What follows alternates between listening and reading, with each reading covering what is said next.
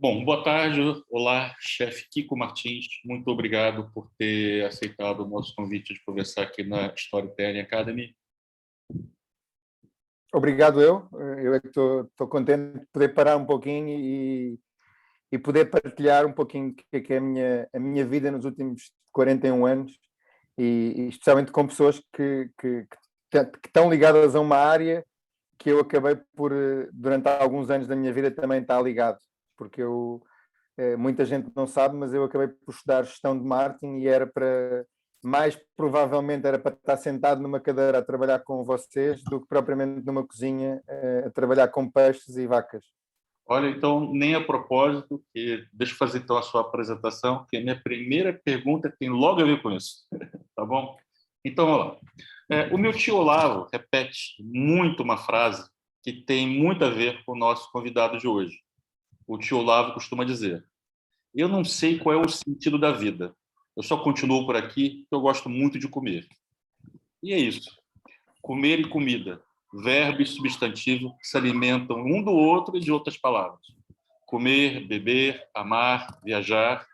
E foi a viajar que Kiko Martins, uma das mais criativas mentes da atual gastronomia portuguesa, realizou o projeto Comer o Mundo, por onde passou por 26 países e provou de tudo, inspirando-se para abrir uma eclética rede de restaurantes, de carnes à comida asiática, passando por uma variedade de enormes sabores. E um espaço do Chefe Kiko é também visitar uma loja conceito. Percebe que por detrás de cada casa, de cada espaço, há ideias, pensamentos e histórias. Se um dos publicitários mais importantes de todos os tempos, Sir David Ogilvy, foi cozinheiro, será que o nosso convidado é um publicitário recalcado que vive ao redor dos tachos? Bom, já perguntamos isso, mas antes vamos começar do começo. Como, onde e com que idade alguém descobre que vai viver o resto da vida a dar prazer aos outros? Como é que foi o seu caso, Kiko? Eu acho que eu descobri que ia passar o resto da minha vida a dar prazer aos outros, juntando aqui duas coisas. Eu sou o último irmão de um conjunto de 8 filhos e percebi rapidamente que o espaço onde eu podia conquistar a amizade, o carinho dos meus outros irmãos e o respeito era fazendo eles felizes, não é? E eu rapidamente, quando era criança, percebi que numa casa com muita gente, pôr a mesa, fazer um arroz, levar as coisas para a mesa, era um espaço importante para deixar os meus irmãos felizes, para eles me deixarem fazer outras coisas.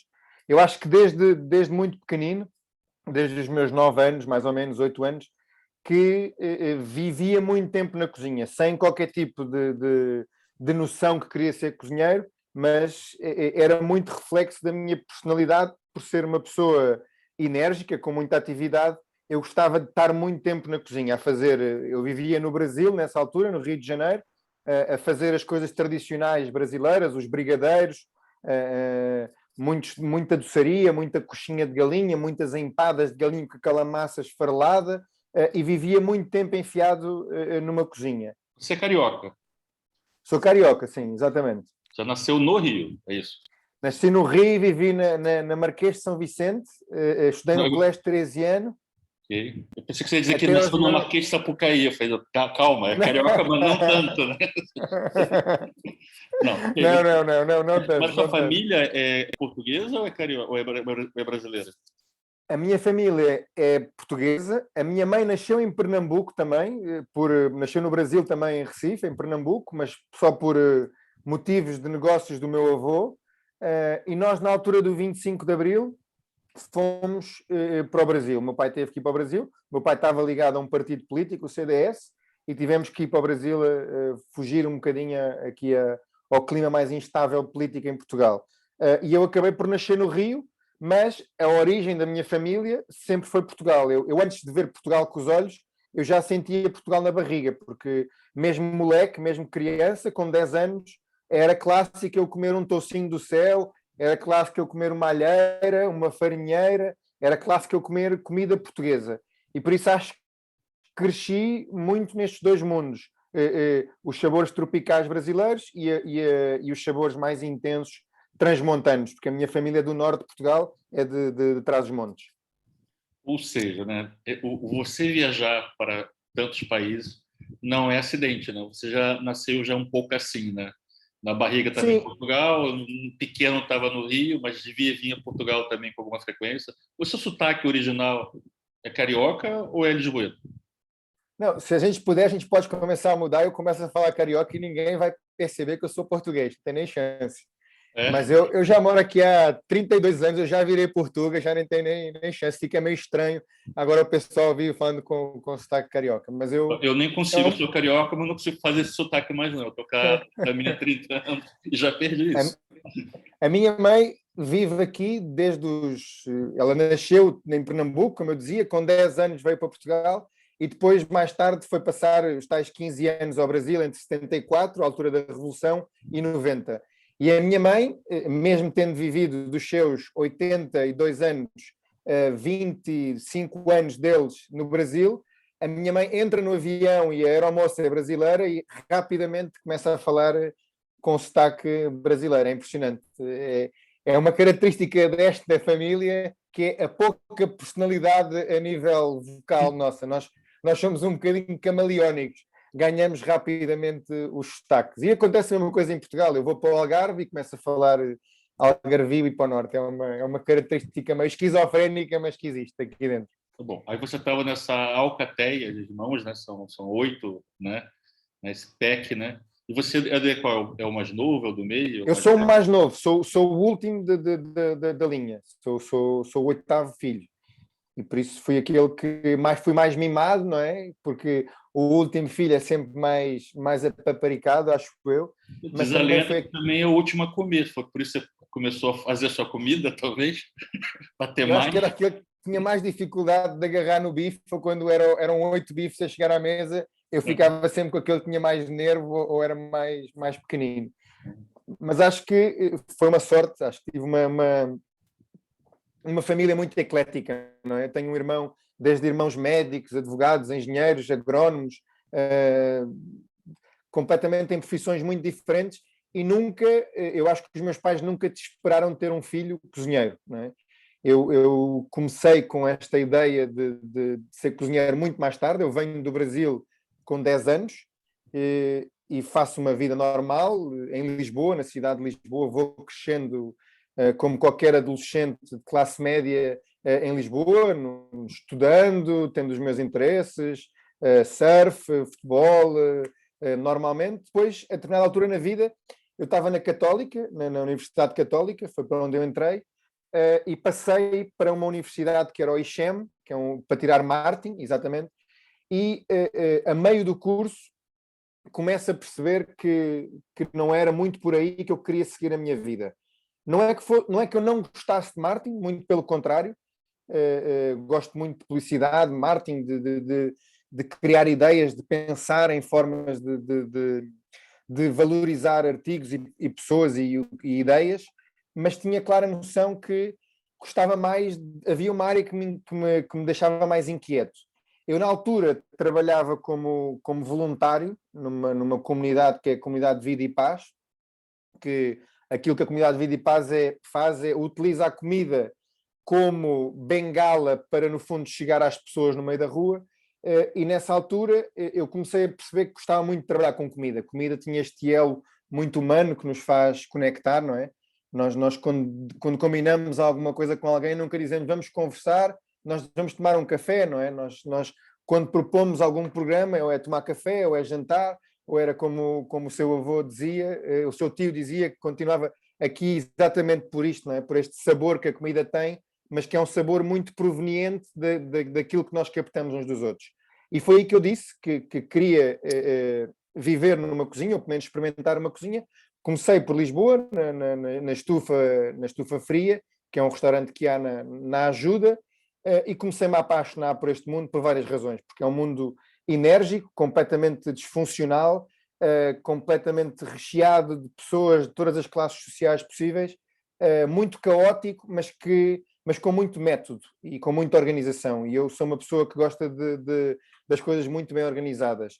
Às 6 horas são 6 horas e não são 6:05, não são 5:55. E acho que quem trabalha nesta área da restauração percebe isso muito, muito facilmente. Pois há este turbilhão de energia, quase que a analogia que eu faço numa cozinha, uma família italiana, depois de um almoço, já com muito vinho na cabeça, em que estão todos aos berros e a discutir. Uma cozinha é um bocadinho isto, mas que depois, quando uma cozinha flui, é quase que uma orquestra que cria uma música incrível. E aí começo com esta vontade de querer mudar de vida. Os meus pais insistem que não era esse o caminho que eu deveria seguir. Isto foi há mais ou menos 22 anos atrás. Na altura não havia o boom da cozinha nem dos chefes. Nós íamos a um restaurante e não sabíamos quem é que estava por trás da cozinha. O restaurante não era valorizado pelo nome de um chefe, mas começa a mostrar que era um bocadinho esse o caminho que eu queria. Vou trabalhar para este restaurante, para a estufa fria, e começo a perceber que era mesmo por aí. Mesmo assim, os meus pais pedem-me para acabar o curso, eu acabo o curso, e mal acabo o curso, saio para Paris, para uma escola de cozinha em França, o Cordon Bleu. Foi um ano incrível, foi um ano de profunda aprendizagem, trabalhei com chefes muito bons, depois fiquei algum tempo a trabalhar por lá, uma carreira normal de vida de aluno. Volto para Portugal, quando chego a Portugal foi em 2004, há cerca de 17 anos. Quando chego, fui para o Eleven. O Eleven tinha acabado de abrir, aquele restaurante em cima no Terreiro do Paço. Foi uma experiência fantástica, porque eu vinha com muita garra de França, tive um chefe muito bom, o chefe Joaquim e o chefe Cyril, e ao final de um ano decidi abrir o meu primeiro espaço. O meu primeiro espaço, logo aí tinha uma lógica de marketing. O espaço chamava-se Mastige. Mastige como conceito era um bocadinho um conceito de L'Oréal, não é? De trazer prestígio às massas. Foi assim dos primeiros restaurantes em que começava a ter uma comida um bocadinho diferente, não é? Em vez de uma lasanha normal, era uma lasanha de camarão com brócolos, mas em vez de custar 25 euros, custava 11,50 euros. Tinha uns lombinhos de porco, mas eram acompanhados com uma redução de vinho do Porto e sumo de laranja. Tinha um crepe de frango, mas era um crepe de frango com cogumelos selvagens e amêndoas torradas. Todos os pratos tinham esta lógica de valorizar e de garantir este lado de mais eclético, mas ao mesmo tempo acessível financeiramente.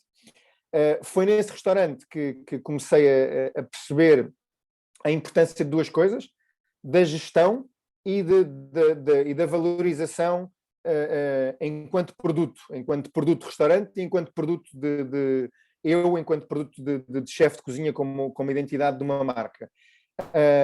A vida trocou-me um bocadinho as voltas.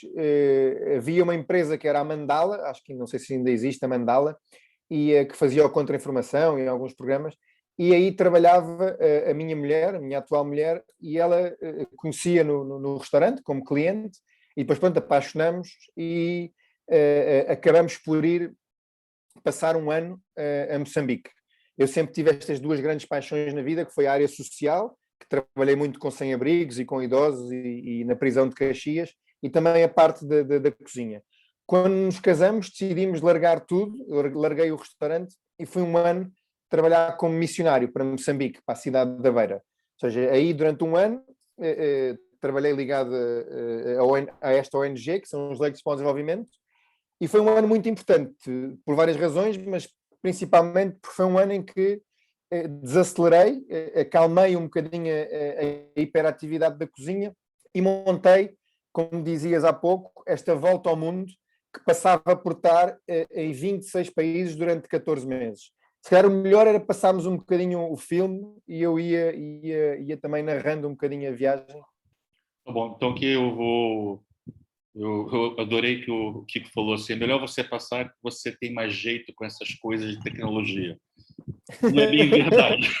Não é bem verdade. Mas vamos lá, que eu acho que vai funcionar. Então, primeiro vamos compartilhar aqui o ecrã. E aí já está. Eu já deixei o filme ali no ponto. E vou colocar aqui. E eu já sei que é no minuto que eu preciso ir. E é aqui. Eu fiz isto. Vamos ver?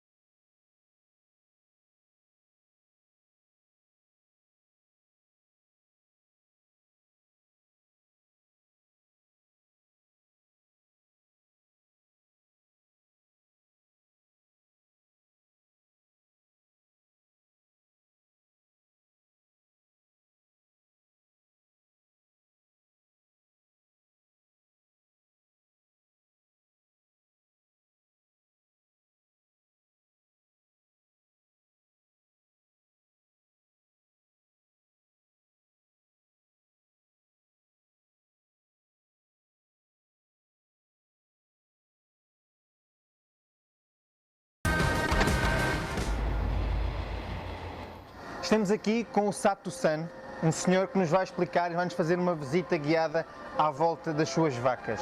Às vezes é preciso vermos para acreditar. Estas vacas são verdadeiramente tratadas como princesas, desde música clássica, a cerveja, a massagens. São tratadas com todo o carinho. O resultado final é uma carne muito suculenta, onde a gordura se mistura com a carne. Ready? Good to eat now? No, no. Next week. Next week. But it's very, very big.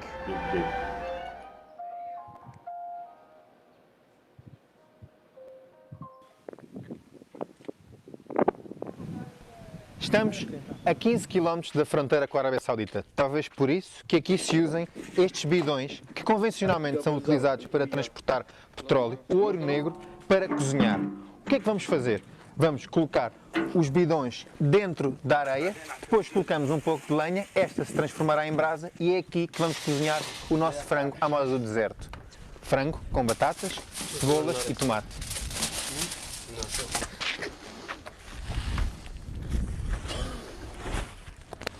Passada 1h30, vamos ter a oportunidade de provar este prato, o frango do deserto.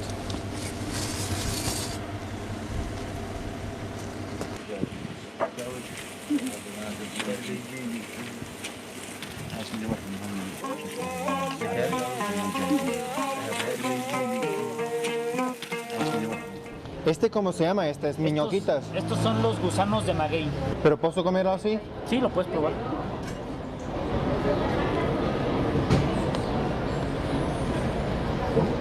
Lo que siento es mucha agua al principio, después que se siente mucho como un vegetal, ¿sabes? Lo que siento como una espinaca o algo así, Sí. una calabaza. Pasto, sí. Sim. Assim cru não sabe tão bem, mas frio. Você coloca qualquer coisa na boca, é isso? O mais engraçado, Edson, quando eu estou vendo esta parte do filme, agora tive a hipótese de ver a cara de algumas pessoas. E o prémio número 1 e número 2 foi diretamente para a Maria Caetano e para a Vera. Porque a Maria e a Vera estavam a fazer umas caras. Então, quando apareceram as minhocas, a Vera e a Maria estavam assim a fazer umas caras. Este maluco vai comer isto. Mas pronto, hoje em dia, eu acho que o facto da maturidade e de algumas dores de barriga e talvez ter 4 filhos leva-nos a não comer tudo. Mas eu acho que durante muito tempo eu nunca tive muito medo de provar coisas esquisitas. Mesmo, sei lá, camarões voadores e pequenas galinhas, ainda embriões de galinhas, e mesmo no Médio Oriente há muitas coisas muito estranhas dos borregos que se come, de intestinos, cérebro, mioleiras, pronto. Algumas coisas fazem parte da nossa cultura portuguesa até, nós sempre fomos um povo que comia bastante, mas não como os chineses, por exemplo, não é? Os chineses, por exemplo, têm um ditado muito engraçado. Os chineses do norte dizem que os chineses do sul comem tudo aquilo que tem 4 patas, à exceção de uma mesa, e tudo aquilo que tem 2 asas, à exceção de um avião. Isto são os chineses do norte a falar dos chineses do sul. E eu acho que nunca vi nenhum país onde se comessem coisas tão mirabolantes. Eu acho que durante a volta ao mundo experimentei quase tudo aquilo que me deram. Não sei se o sabor é realmente uma coisa que me surpreenda. E eu volto sempre a esta conversa que é sempre engraçada, e eu faço muitas experiências, às vezes ridículas, do género de comer de beber um sumo de laranja com o nariz tapado, ou de comer uma torrada com os ouvidos fechados para não ouvir o barulho. Há tantos sentidos que nós temos e que nós não nos apercebemos e que são exteriores ao nosso palato, que nós muitas vezes não temos ideia. Mas mais do que os sentidos, aquilo que dá realmente o sabor à comida, ou talvez fazendo uma analogia para a vossa área, é a história que se conta à volta dela e a maneira como se vende a mesma.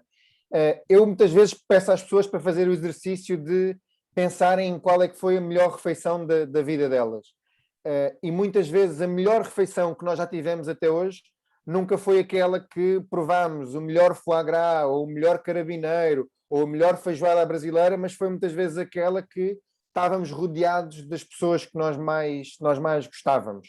Claro que há sempre uma identidade de paladar de acordo com a evolução de cada pessoa, não é? Se eu agarrar num americano e der um café expresso italiano ou americano, ele possivelmente vai achar demasiado forte e vice-versa, não é? Um café leve em muita quantidade a um italiano, ele vai achar uma coisa aguada.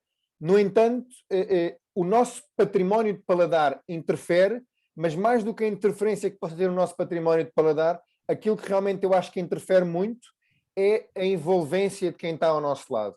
E isso tem um valor para a comida inacreditável.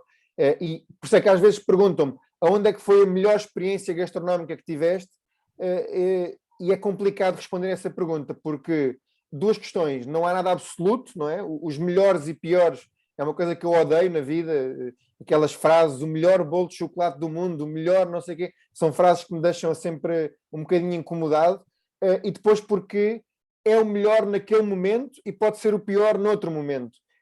E os momentos e a envolvência fazem muito, é um sentido que tem uma preponderância muito grande, não é?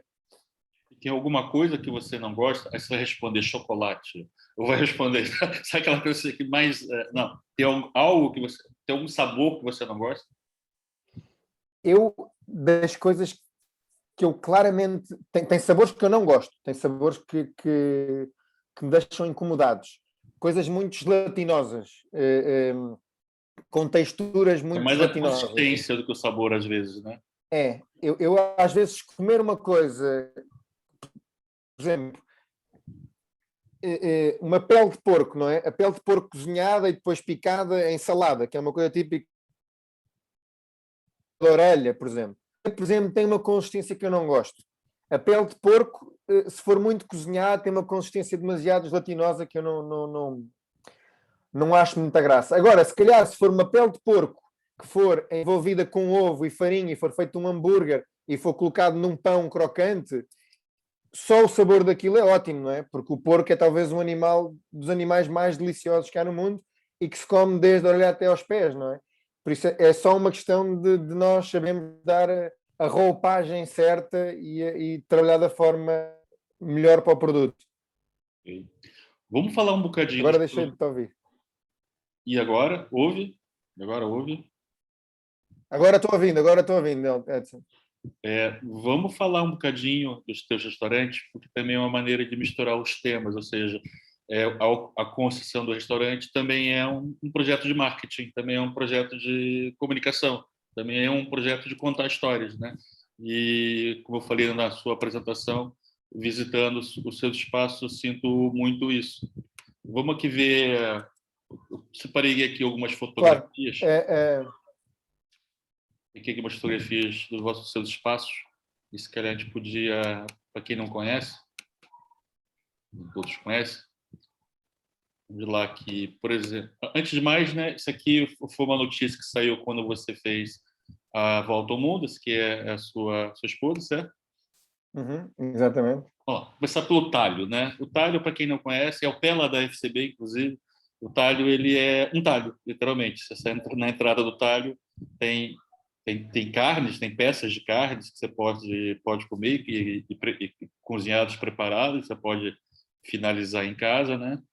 Essa aqui é o salão, essa aqui é a decoração, uma bela decoração, um espaço muito muito intimista, o salão. Como é que foi esse conceito? Quanto tempo você levou entre pensar, quero fazer um restaurante agora e quero que ele seja de carnes, e eu quero que ele tenha um talho e por isso chama-se talho? Nos últimos tempos, pré-pandemia, nós estávamos a sofrer um problema, que era, normalmente o tempo desde a ideia até à criação do restaurante demora cerca de 2 anos. Nós vamos imaginar licenciamentos, obras, maturidade, não é? Levar o conceito para a cama, conversar com a almofada, acordar no dia a seguir, voltar outra vez a maturar. Normalmente são 2 anos.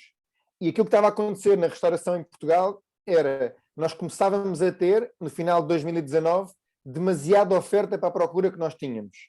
Já era, ou seja, já no final de 2019, já muitos dos espaços começavam a cair porque havia um excesso de oferta.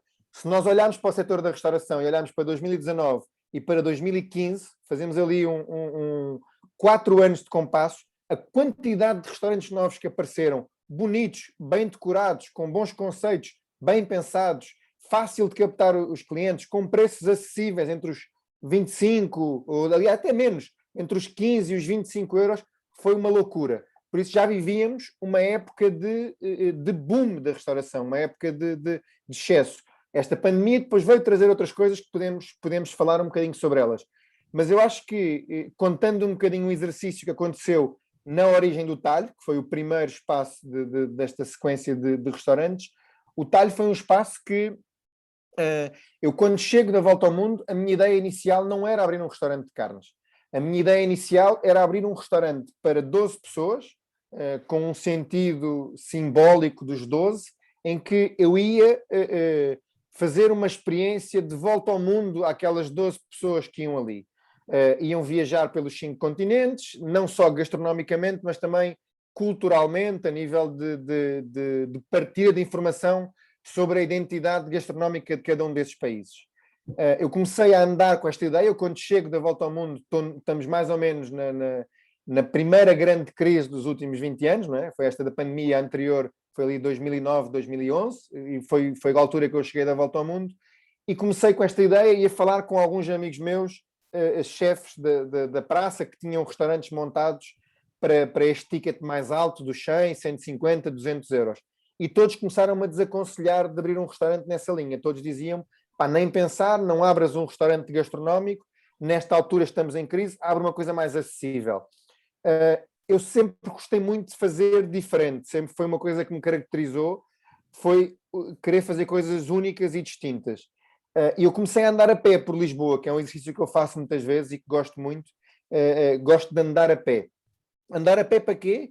Para observar. E às vezes, quando nós observamos, é quando nós trabalhamos, não é? Às vezes uma coisa é estar em frente a um computador ou agarrado a uma faca, isso é viver o dia-a-dia. Às vezes o trabalhar implica muito mais observar, descansar e pensar do que propriamente executar.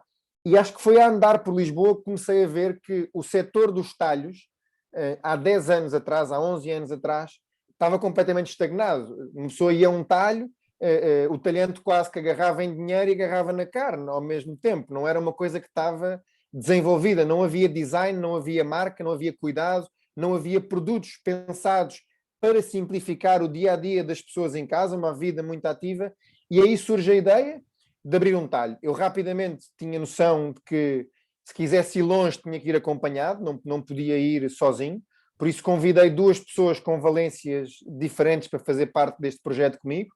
Convidei uma pessoa que tem mais funções de gestão e convidei outra pessoa que tinha mais funções, que eu tinha ensinado a cozinhar no meu primeiro restaurante. Montei isto com eles os dois, com um propósito de 2 coisas. Vamos nos divertir ao fazer isto, vamos fazer isto tem que funcionar, tem que ser rentável, tem que pagar a nossa vida, mas temos que nos divertir. E não vamos ceder à ambição imediata de multiplicar conceitos. Vamos tentar fazer conceitos diferentes. O talho começa, fazemos os erros normais de abertura de um restaurante, mas também fomos rápidos a corrigir os erros. Tivemos a sorte foi a altura que eu comecei a fazer televisão, por isso a televisão também deu aqui um suporte bom a nível de notoriedade e de expansão, e o talho começou a correr muito bem. Tivemos muitos convites de abrir um talho no Algarve, abrir um talho com a Sonai, abrir um talho em diferentes partes de Portugal, mas mantivemos-nos fiéis àquilo que tínhamos decidido e quase que escrito, não, nós escrevemos literalmente quais é que eram os mandamentos e os propósitos para os próximos 5 anos. Eu lancei a ideia de abrirmos um segundo restaurante, que era a Cevicharia. A Cevicharia tem, já não me lembro, para aí 7 anos, exatamente. Vou mostrar aqui para o povo também. Vamos lá. Ok, isso é o talho. Isso é comida do talho. Eu já vou aqui perguntar. Aqui, né? Esta é uma imagem boa da Cevicharia. A Cevicharia é um restaurante ali no Príncipe Real. Tem 25 lugares sentados. Porque você vendo se o desodorante do povo estava vencido, não é isso? Exatamente. E tem 25 lugares sentados, e antes da pandemia nós servimos durante muitos anos seguidos uma média quase de 200 e muitas refeições por dia. Ou seja, um restaurante com 25 lugares que diariamente servia mais de 200 pessoas, quase que rodava 10 vezes. Num business plan, nós pomos um restaurante a rodar uma vez e meia por dia, já é uma coisa fantástica. Um restaurante que era apenas presunção e muita disfunção de qualquer gestor ao fazer um business plan. Mas foi um projeto que correu super bem, aquilo que eu costumo chamar de estado perfeito, né?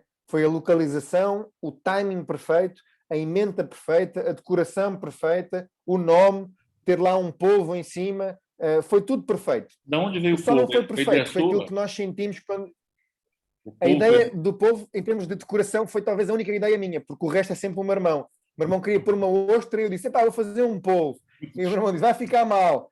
E eu disse, mas eu conheço um cara que trabalha muito bem esponja. E pronto, esse cara fez o polvo. Mas pronto, foi só assim o meu único mérito decorativo foi o polvo. Mas acontece uma coisa mal, que é quando nós fazemos tudo bem, nós ficamos inchados, não é? Nós achamos que somos indestrutíveis e que fazemos tudo bem. E por isso a cevicharia trouxe-nos alguma vaidade, não é? Alguma vaidade e algum sentimento de indestrutíveis, não é? Já que acertamos, agora acertaremos sempre daqui para a frente. E por isso fizemos outros projetos a seguir que erramos. Erramos, por exemplo, num restaurante que erramos por todos os fatores e mais alguns na EDP, que era o What. O Asiático também, que era um projeto que infelizmente fechei agora com a pandemia, também cometemos alguns erros de não pensar bem, de não ter maturidade suficiente, às vezes, para ter calma e pensar ao certo sobre os problemas reais de um espaço. Mas pronto, mas pelo menos temos, até hoje, sempre nos mantido fiéis a esta coisa de querer abrir sempre espaços diferentes. Depois da cevicharia veio o Asiático, veio o Mercado da Ribeira, veio o último piso do Corte Inglês, também aí perto de vocês, o POC é lá em cima.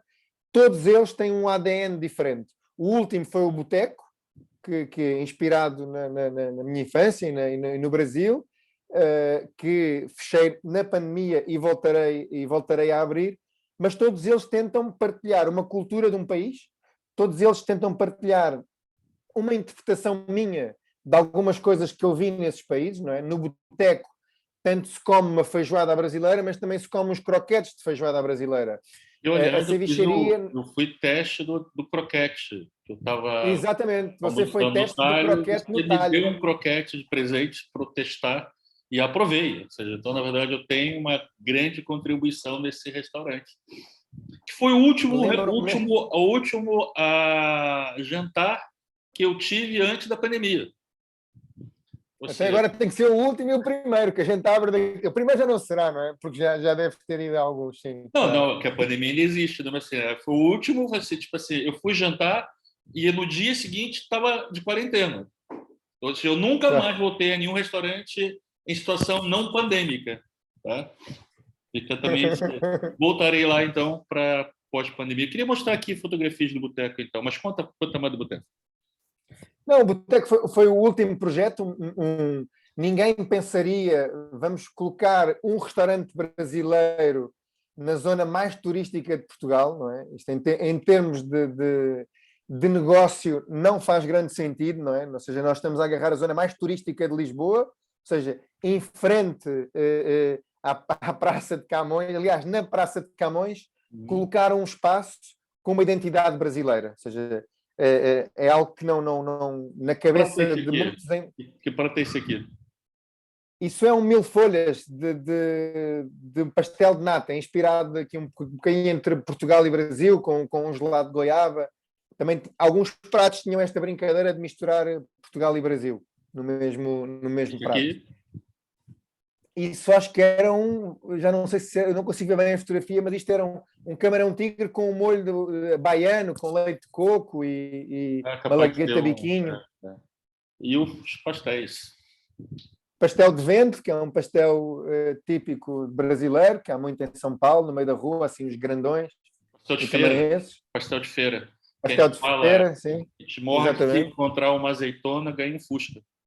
É isso mesmo. É isso mesmo. E o Boteco foi a nossa última brincadeira de um projeto. Foi continuar a trazer o mundo a Portugal. Nós ainda íamos abrir, e vamos, se Deus quiser, continuar a abrir projetos, trazer o mundo a Portugal. O Boteco vai reabrir agora, na próxima semana, depois desta loucura toda que estamos a viver. Mas sempre foi este o nosso propósito. Garantir espaços novos, com uma identidade única, mas muito organizados por trás, ou seja, com um back-office muito organizado. Acho que nós podemos orgulhar disso. Você passa hoje o seu dia a dia, a sua vida. Vamos escolher aqui a pandemia, né? Faça de conta que não há pandemia, né? Estamos aqui, voltamos a 2019, você já tem alguns espaços abertos. Você passa a maior parte do seu tempo de trabalho na cozinha, a gerir o negócio, a fazer a comunicação do negócio. Qual é a tua... Felizmente há uma coisa que eu adoro no meu dia-a-dia, que ele nunca é igual, não é? Eu, por exemplo, vou dizer o dia de hoje, por exemplo, eu comecei de manhã em Carnaxide. Nós temos uma cozinha daquelas dark kitchens, não é? Que é esta cozinha que não está aberta ao público, mas é para produção e para takeaway. Estive de manhã a ver algumas coisas, a auditoria com a equipa presente e a falar com eles, uma pequena formação. Depois daí fui ao escritório, tive cerca de 1h30 no escritório. Do escritório saí para o talho, do talho fui para o poké, do poké saí e passei outra vez no escritório, depois fui ao boteco, depois passei na cevicharia e depois vim ter com vocês aqui à minha casa ao computador. Mas sempre é uma vida muito gerida por mim, obviamente, ou seja, eu mando na minha agenda, mas que acabo por ter que estar em vários sítios diferentes. Não passo um dia enfiado num espaço. Sempre que estou numa cozinha, tento garantir que o chefe tira o maior número de dúvidas possíveis comigo e que eu observo. Ou seja, aquilo que eu vos falava há pouco, tentar não me enfiar numa árvore, não é? Tendo aqui a analogia de uma floresta, tentar não me enfiar apenas colher as laranjas desta árvore, mas olhar para a floresta toda. Colocar-me num lugar na cozinha em que eu consiga ver como é que está a cozinha a funcionar, como é que o chefe está a liderar a cozinha. E depois a minha ligação diária é com todos os chefes das unidades, com os meus sócios, e que esta máquina, que este organismo vá funcionando de uma forma sem que eu tenha que mexer muito. Claro que nesta fase são equipas mais reduzidas, mesmo a própria equipa de escritório ela é mais reduzida e por isso temos que fazer uma série de outras funções para as quais não fazíamos antes da pandemia. Mas nós continuamos a ser um estilo de restaurante em que tudo funciona por fluxo. Nós temos todos os pratos carregados em sistema, em fichas técnicas. As fichas técnicas fazem uma venda, dão baixa de estoque esta que vai despoltar uma encomenda ao armazém central e esse armazém vai garantir que a encomenda chega à unidade. Tudo isto é uma coisa muito gerida à agulha, muito gerida ao parafuso, mas que com o trabalho de uma equipa grande vai-se tudo funcionando. Olha, é assim, quem quiser fazer pergunta aí de casa já pode fazer. Eu acho que eu já permito que quem quiser pode, sempre com aquela questão, né? Perguntas, por favor, sintéticas, né? E que termine com um ponto de interrogação que ajuda imenso a clareza e a resposta do convidado. Ainda antes de alguém perguntar, se alguém quiser, levanta a mãozinha. O que é mais chato? É o pessoal da cozinha ou o pessoal da sala no sentido dos clientes, dos fregueses? Porque cliente é muito doido, né? Eu dou um exemplo. A primeira vez que eu fui ao talho, ou seja, eu já trabalhava ali, quer dizer, o nosso escritório anterior era perto, dava para ir até a pé se quisesse, mas não tinha ido. Aí mudamos para onde é o nosso atual escritório, a gente nem tinha mudado direito, aí veio um pessoal da FCB internacional, e aí quis levar num bom restaurante ao pé do escritório. Aí lembrei, né, vamos marcar ali, eu nunca fui, aproveito e experimento, né? Aí entrei lá, achei bonito tal, lá, né, o talho, né, sentei, né, o gringo que estava comigo gostou muito, aí eu lembrei, eu não estou comendo carne. Aí eu virei lá pro empregado assim, o que você tem sem carne? Aí ele olhou para mim assim, tipo, o restaurante chama-se Talho. Pois é, mas eu esqueci completamente que eu não estou comendo carne e tal. Aí lá improvisaram lá uma coisa para mim ali, né? Mas assim, cliente é muito doido, né? Por que eu fui num restaurante naquela fase e que eu não tinha, né? Qual é a pior coisa que você já teve que enfrentar com freguês? O cliente, eh, eh, o cliente que me preocupa é o cliente que não reclama. É sempre esse o cliente que me preocupa. O cliente que reclama é um potencial embaixador do restaurante. Porque o cliente que reclama permite-me reagir perante uma reclamação. E, por norma, a maior parte dos clientes que reclamam tornam-se amigos ou embaixadores. Porque eu aprendo muito com as reclamações. Claro que há sempre clientes malucos que vão ao talho e não comem carne. Esses clientes existirão sempre, não é? Ou então clientes que pedem um bife tartar ou um ceviche e depois, quando recebem um prato, dizem que a carne está crua ou o peixe está cru. Isso acontece muitas vezes. Ainda a semana passada estava no poke, o cliente pediu um ceviche, eu mandei o ceviche para a mesa e ele disse que o peixe estava cru. Claro que tenho duas maneiras disto, que é ou aceito, mando aquilo para o lixo e o custo é meu, do prato, ou então digo, olha, você tem que pagar porque você é que pediu, mas acho que vou entrar aqui numa guerra que eu é que vou sair a perder. É muito difícil esta guerra. Mas eu acho que o mais chato disso não é nunca o cliente, porque o cliente é sempre... O cliente é conquistável e normalmente o que reclama tem um desejo enorme de ser mimado e de ser ouvido e de ser acarinhado. E normalmente a reclamação que ele faz nunca é proveniente daquilo que ele está a comer ou daquilo que ele viveu no restaurante. É mais consequência do estado de espírito, da discussão que teve com a mulher ou com o marido umas horas antes, ou que o filho chumbou e que não vai passar de ano, ou que o gato fez cocó ou whatever na varanda. É muito mais problema disso do que propriamente problema da comida em si. Mas é o que eu digo, esse cliente é facilmente recuperável com um bocadinho de sensibilidade e bom senso. Agora, o mais difícil é sempre as equipas. Gerir as equipas é o mais difícil, porque nós somos humanos, não é? E nós, enquanto bichos humanos, nós somos muito ambiciosos e nós somos muito instáveis. Somos todos instáveis, não é? Chefes, empregados, cozinheiros, pasteleiros, nós somos todos instáveis e por isso viver numa equipa com muita instabilidade, em que um dia eu quero uma coisa, num dia tenho energia, no outro dia não tenho energia, num dia corto bem, num dia corto mal, num dia esqueço-me disto, num dia chego atrasado, num dia quero mudar de emprego, e há muita volatilidade e é obviamente que a mão de obra não é uma mão de obra com muita educação, muitas vezes, não é uma mão de obra que teve acesso a muitas coisas na vida. Por isso é difícil esta parte de formação constante, de capacitação constante e de garantir a meritocracia em toda a gente, não é? Às vezes são equipas muito grandes e é preciso um trabalho muito, como eu falava há pouco, de observação para garantir que as pessoas que se destacam são reconhecidas e são valorizadas e vão crescendo. E depois há um outro problema que, se calhar, esse é um problema geral na nossa sociedade e em muitas áreas, que é nós queremos tudo para ontem, não é? É muito rápido. Nós entramos numa cozinha e ao final de um ano somos chefes. Nós compramos uma carga de sifão e fazemos umas espumas em casa, ou vemos um chefe a falar no MasterChef, conseguimos fazer aquilo em casa e achamos que somos fantásticos na cozinha.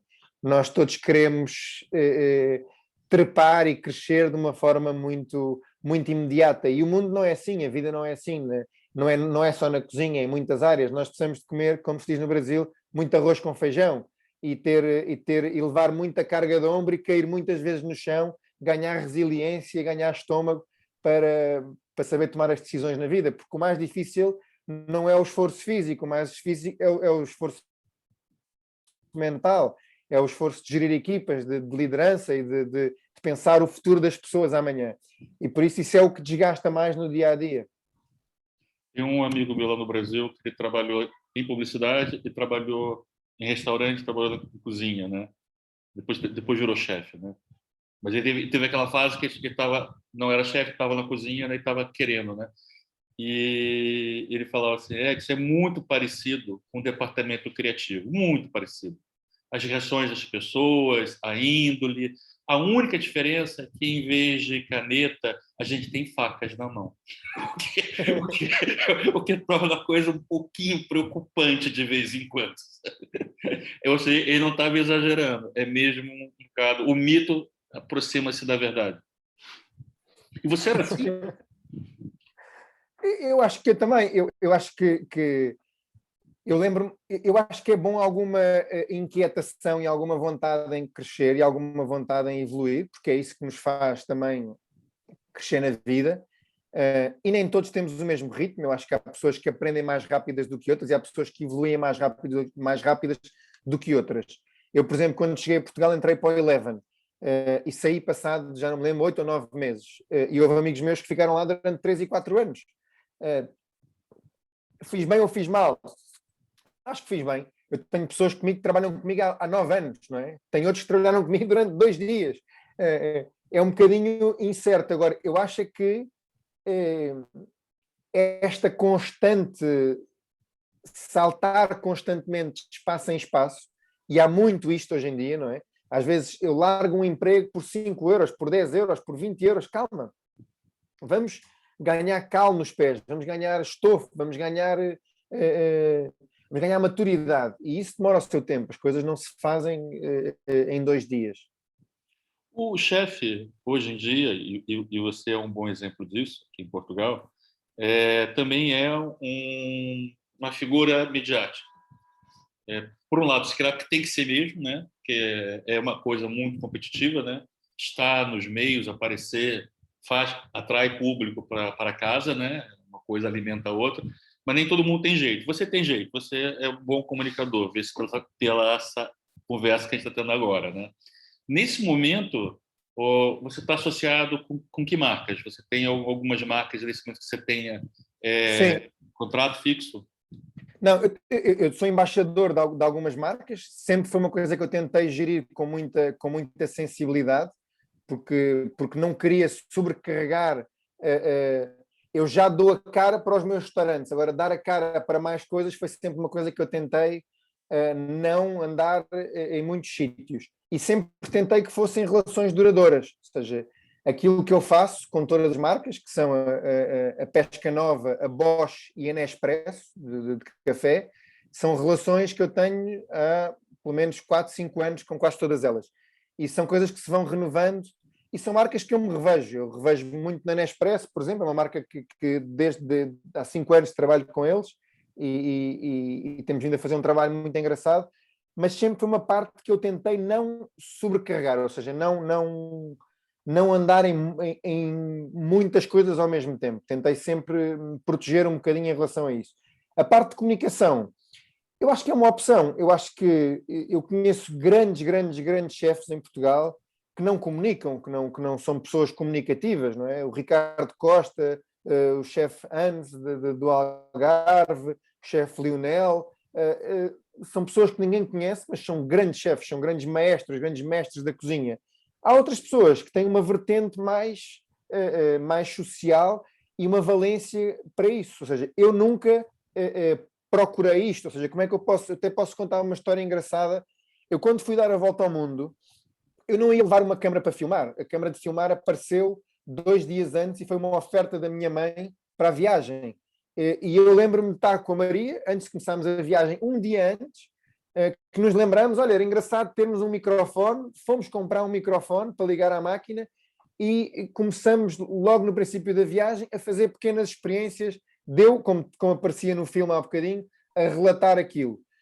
E acho que talvez tenha sido por ter sido feito com a minha mulher, ao princípio, com a Maria, e que ela foi sendo um bocadinho a minha professora. Ela via os filmes e dizia, fecha os olhos. Eu abria muito os olhos, ficava assim espantado. E ela disse, fecha os olhos, fala mais devagar, não se percebe nada.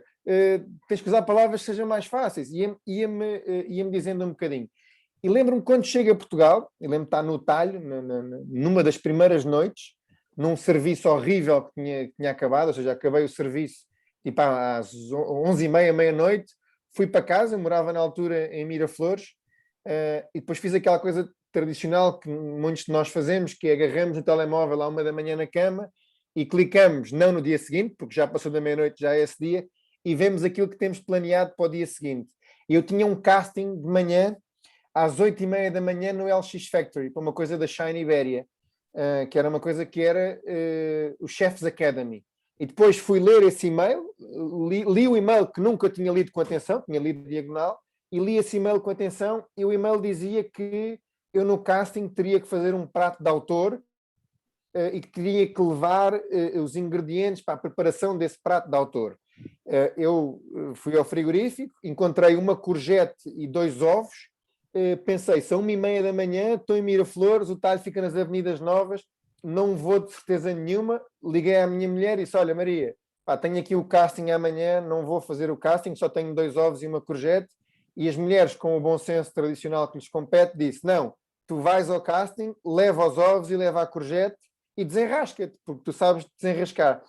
Cheguei lá e quando estava a chegar, vi hoje em dia meu grande amigo, o chefe Henrique Sá Pessoa, a sair de lá de dentro com um ajudante e com muitas malas e facas e tudo, e eu cheguei só com uma courgette e com 2 ovos, e tinha à minha frente 5 pessoas a fazer perguntas e a pedirem para cozinhar o prato de autor. E acho que tive a sorte de quem estava do lado de lá também me pôr super à vontade, e depois, como nunca tive que desempenhar um papel diferente da pessoa que sou no dia-a-dia, as coisas correram naturalmente. E aí sim comecei a fazer televisão, fui chamado para esse programa e depois acho que cheguei a fazer os 4 canais de televisão, desde RTP1, RTP2, SIC e TVI, em vários programas diferentes, desde o Chef's Academy ao Cook Off, ao Masterchef Celebridades, e pronto, e sempre foi um meio em que eu vivi com alguma facilidade, nunca me custou. Mas agora, eu não sinto que tenho mesmo que comunicar, não sinto. Eu acho que há muitos chefes que não comunicam e têm os restaurantes cheios. Mas se é importante, eu acho que é muito importante. Mas se é uma condição sine qua non para o sucesso, acho que não. Tá bom. A gente está entrando aqui já na fase final, estamos completando 1 hora, que é o combinado. Mais uma vez, alguém tem alguma pergunta a fazer? Pergunte agora ou cale-se para sempre. Deixa eu ver aqui se na galeria encontro alguém. Não? Então, cabe a nós agradecer aqui o nosso convidado, bater palmas para ele, fazer assim. Você não ouve nada, mas pronto. Obrigado a todos. Você me ouviram aqui durante esta hora. Espero não ter sido muito cansativo. Não, pelo contrário, temos assunto para muito mais. Mas está chegando a hora de comer. Daqui a pouco o pessoal tem que preparar o jantar. E se calhar alguém ainda vai tentar visitar algum espaço seu, se estiver aberto agora. O que eu desejo também é que essa pandemia acabe logo, né? E eu prometo voltarei lá ao boteco brevemente para fazer o 360 graus da vida. Tá bem? Obrigado. Fico muito contente. Muito obrigado, Kiko. Tá? Obrigado a todos, está bem? Obrigado, Rafael, Isabel, Sónia, Ana, Maria, Vera, obrigado. Está bem? Ana, Marina, Fernanda, está bem? Obrigado mesmo, está bem?